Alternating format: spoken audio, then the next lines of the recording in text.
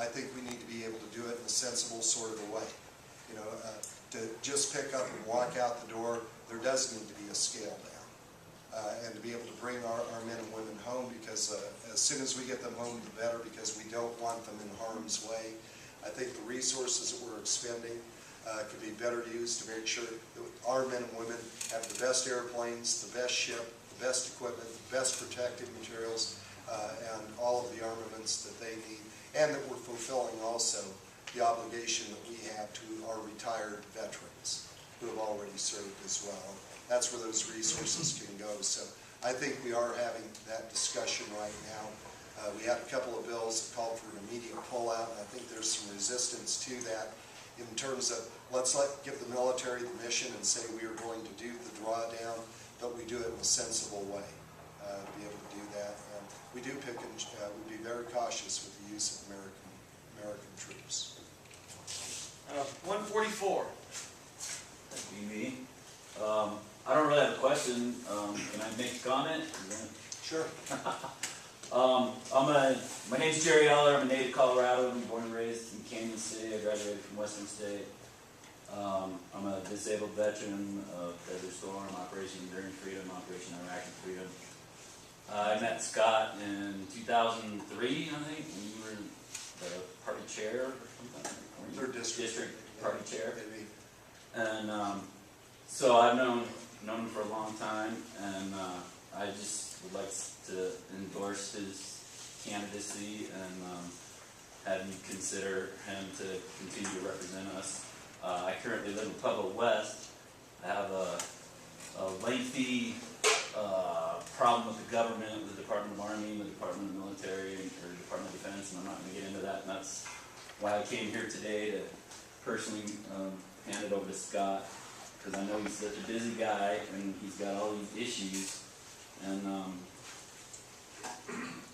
yeah, I wrote it in the letter, but he said to me a long time ago, and it's always impacted me. He's one of the few rare people that said this to me. And he's like, if you want to create change and you want to affect the direction of your country and your government, locally, federal, state, whatever, I'm paraphrasing, you need to get involved and you need to do it yourself.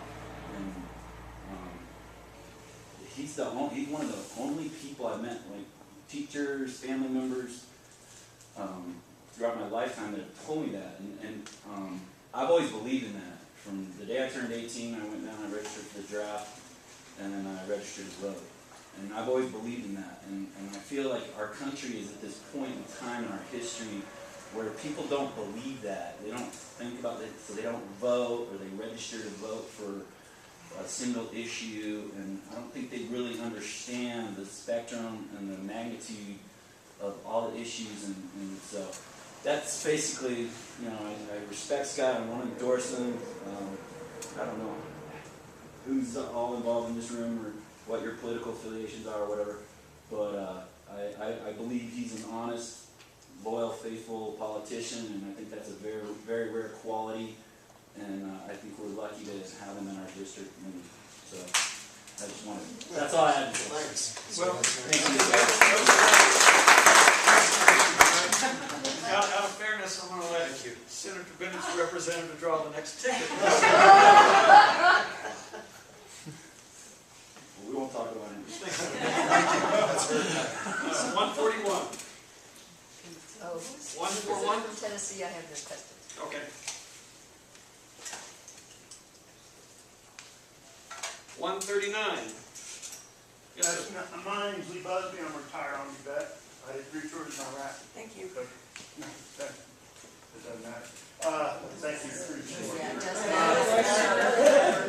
My main concern is veterans issues. We have a lot of vets in here. Yourself, you, myself, Richard Nagley, over here. All the vets, raise your hands. They're sitting here. All the vets. See, look how many veterans we got. We have a lot of issues down here. One of them is what we had down here. We're now working through your office, through Mr. Udall's office, about we got a doctor down here, but we still have some issues. And basically, what were our issues on that? I can't remember. Oh, my head. I mean, Access to care? access to care, yeah, some of that, yeah. About having to go up to Denver for care and stuff like that. Maybe going over to the hospital. Is there some way we can get these vets? I'm retired, so I got truck here. So, you know, get these guys that aren't retired able to go to the hospital down there in San Luis Valley or Rio Grande Hospital. Maybe get them in there so that VA can pay the hospital, they can get their x-rays, stuff like that. And I really appreciate you bringing that up because where we live, we all have to drive. And, you know, if you're living in Denver, maybe you're living in Pueblo, maybe you're living in Grand Junction, you aren't looking at a 3.5, 4.5, 5-hour drive to be able to get down to the VA, to be able to get medical care that you need. I'm co-sponsor of a bill that I hope we're going to be able to get passed. I'll talk about one in just a second that we did pass, but the bill that I'm a co-sponsor of is called the Healthy Vets Act. And what this would allow the Secretary of the VA to do is to be able to contract individually with hospitals and with doctors to be able to provide a service for you so you don't have to drive. Because I think, just to give you an example, and we have many of the same issues right here in the valley. When we get into the dead of winter and the roads are icy and the snow is flying, and we've got volunteers that are trying to drive vets down to be able to get to the medical appointment. We're hearing the same complaints up in northwest Colorado where we have a clinic up in Craig. We've got some vets that are real frankly, they're senior citizens that are driving on these icy roads. Shouldn't we make this system work for people who are willing to put their lives on the line for us rather than make them work for a benefit that they earn? I think we should. And that is a lot of the concept between this Healthy Vets Act. You should be able to be allowed to be able to take your card, to be able to go down to the local hospital, to be able to choose your doctor, to be able to work with, to be able to have that choice and not have it run out of Washington, D.C., to make sure that you're getting that health treatment that the important thing is that it was promised to you. Because there's a lot of veterans that they end up with an appointment, they go to Denver and they got to stay overnight and that's money out of their pocket. Yeah. And See, then yeah. they don't get reimbursed on a lot of it. Yes. Especially if they're, what, 10%, 20%, 30%, they get some reimbursement out of it. Yeah. But a lot of times they end up having, it's out of pocket. Yes. And a lot of veterans can't afford that. Well, and see, and I want to be able to give us the freedom too, to be able to live in Fort Garland, to be able to live in Alamosa, to be able to live in La Jara, or whatever. So you don't have to. I had a good friend ended up moving over to Pueblo West, actually, to be able to be over near VA treatment as a retired United States Marine Corps colonel, and said, you know, was having some health issues. Wanted to be able to live in Cortez. They happen to like a lot of archaeology and a few things that the community has to be able to offer. Well, because of the way the program is structured through the VA, had to pick up and they had to move.